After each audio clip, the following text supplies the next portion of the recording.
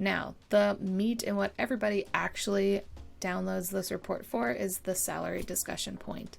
Now, I don't want to disregard the other pages up above because I'm already on page 19.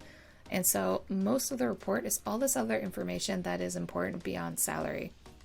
I've taken a job that was a significant pay bump and absolutely hated it.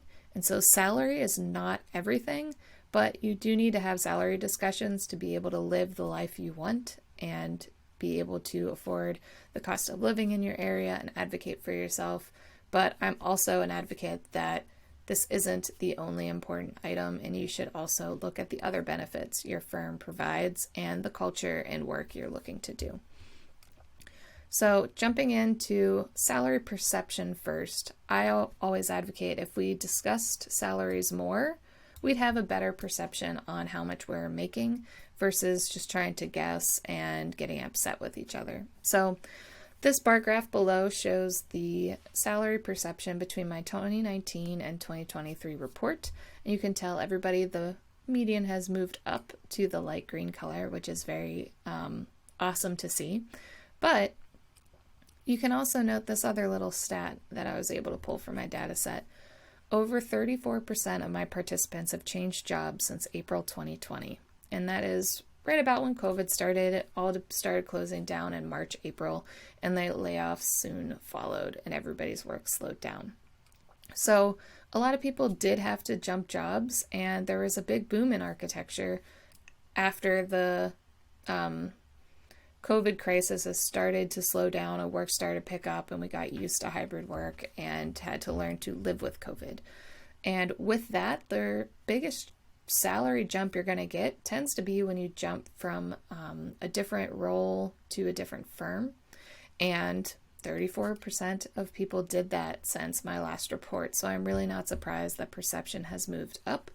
But if I asked about perception right at that April and May of 2020, I don't know how the perception of salary would have been because a lot of people were laid off and were in an economic downturn at the time.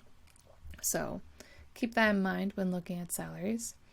I did also go through typical work hours and how many hours a week people are working. I did find that really more the senior architects are the ones that are working the most hours in a firm.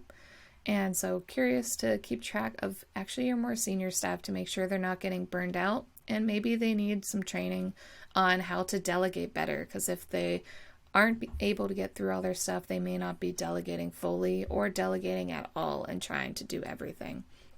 But I was pleasantly surprised to see that most people are just within the 41 to 45 hours. I don't find that being too bad in a work week for going overtime, and the next biggest chunk being the solid 40 hours. Now, I didn't ask a good enough question in my survey this time if you are a part-time or full-time employee. I'll have to add that for my next report. So that's where some of the lower numbers are that I'll have to check out for my next report to be able to break out some numbers a little bit differently.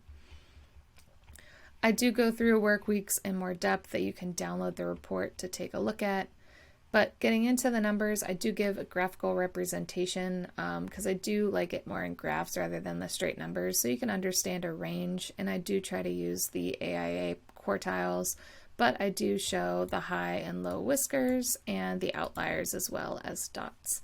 Now you can see I do have a row that does not have information. Again, it is not a large data set of numbers, so there are some areas that I don't have the data for to be able to help with. So hopefully if you are a designer staff too, you can kind of take a look at between the rows above and below you and where you should be to see if you're adequately placed. I do go through salary ranges and try to give different data sets on where people are, show some outliers. You can tell there's a lot more outliers at the principal level, and that's because some people work on their own versus working in a large firm. If you're having a good year or a bad year when you're working in such a small firm, can really be a big swing at the principal level because you're at ownership. The lighter color versus darker color is licensed versus not licensed. So I break out all that information below and put years of experience so you can see there's generally a bigger jump in the pay range once you get licensed. Now in the designer section, you can see it pretty much flatlines towards the beginning part of your career if you get your NCID pretty quickly, but the gap gets a lot bigger once you become more senior staff and a little bit more open-ended. But again, only 45 people participated, so this is a very small data set to look at for it. Check out the full discussion from this bite of advice here. If you enjoyed this video, don't forget to hit the subscribe button so you don't miss out on more mentorDINO content.